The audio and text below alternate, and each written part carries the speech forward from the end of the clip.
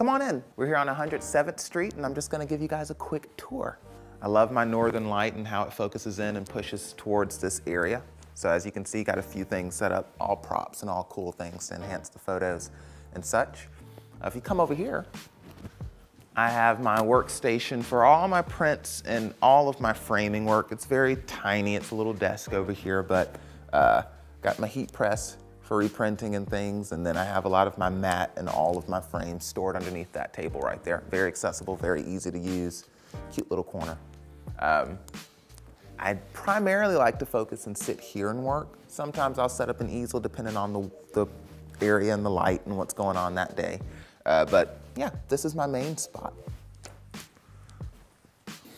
So today we're gonna draw a hat, and honestly, I've always loved hats. It's a very, very cool subject to use, all the folds and all the dents and things, and I've worn hats since I was in high school. I've always had an obsession, some will say, with them. So let's get to it.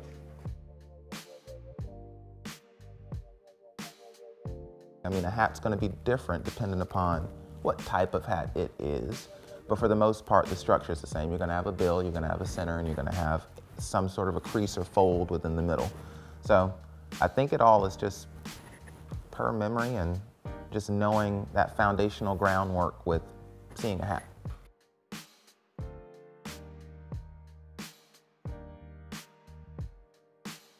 I think your work always looks best when it means more to you. So draw what you love, go with your passions and create. And so if this hat didn't look like I thought it was gonna look, it doesn't diminish the idea that it still looks like a hat. It still looks pretty good and still functions. I think it's really cool to minimize what you work with simply because it keeps your mindset freer with your subject. And by that I mean, I'm not gonna overcomplicate this.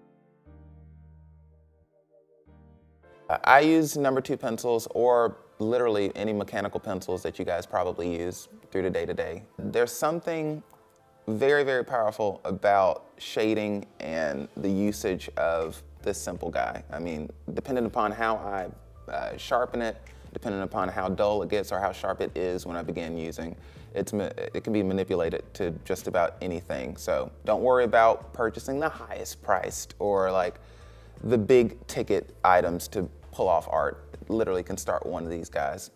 And I've been using number 2 pencils for a very long time. With anything, you want to build from the ground up, make sure your foundation is strong. And usually most artists start with a simple sketch with a pencil. The purest form I feel personally is, regular pencil work, and you get all your lines and your structure and everything else is built upon this. Like building a house, you have all your walls and you get everything in there, but then it's covered with what your audience or your viewers or your clientele will see at the end. But it won't be, phenomenal or feel good if it hasn't been sketched first. So from here to here, and then, build upon it. Simplifying things is key when it comes to art. Don't make it too large in your mind so it's not tangible here. Just minimize it as much as possible. I don't put creativity in a box and say that if you are holding a pencil or holding a paintbrush, you are a creative person, but rather taking something from here and applying it here and allowing it to be something that's morphed into a practicality and shared with the world. That's a creative person. It's birth here and you chased it enough to want it, to happen in real lifetime. That's a creative person to me. So with this specific piece, I thought that it would be cool to kind of pay respects to some pretty cool individuals from our community that have had direct input and impact on me as an artist in our city.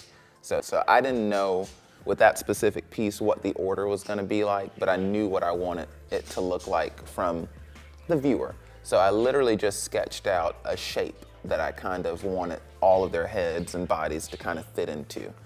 If you enjoy art and it feels like it's an instinctive desire to create and you have that pull and that raw energy to just be creative and do things, go for it. Obviously it's a passion, obviously it's something worth trying and doing, and chase it relentlessly if you want to see it produce something great and bigger than yourself. It just takes a ton of effort and it just takes a ton of wanting to see it change, because art is an ever-evolving system of being creative. So it's always going to change, it's always going to look different, it's always going to be different, but as long as you continue to tap into this and tap into yourself, you'll see some great things happen on your journey as an artist. Also, I don't want you guys to feel like everything's going to be easy and every idea you get is going to look exactly like you want it to look. So you're going to have moments, I've had moments of being discouraged because things didn't look exactly like I wanted it to. But with these handy things, erasers, just know that you can rework and reform and rebuild anything over and over again, and it's worth it if you want to see it look the way you want it to look.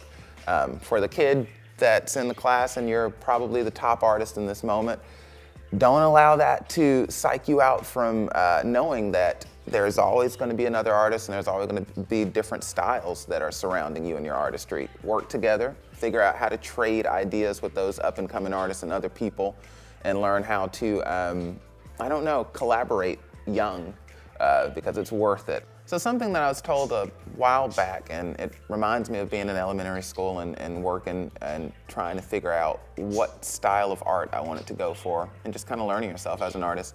Bartlett said that a part of the process is sharing it, and you know it's not complete if it isn't shared, which is sometimes hard to believe, or you know, because we create things from this place and it's hard to share sometimes, but know that what you can do, no one else can, and it's worth others seeing it. So, you know, be protective, but also share your gift in the most purest form, because we need it. We need to see your art, we want to see your art, and it's important, and it's a part of the process.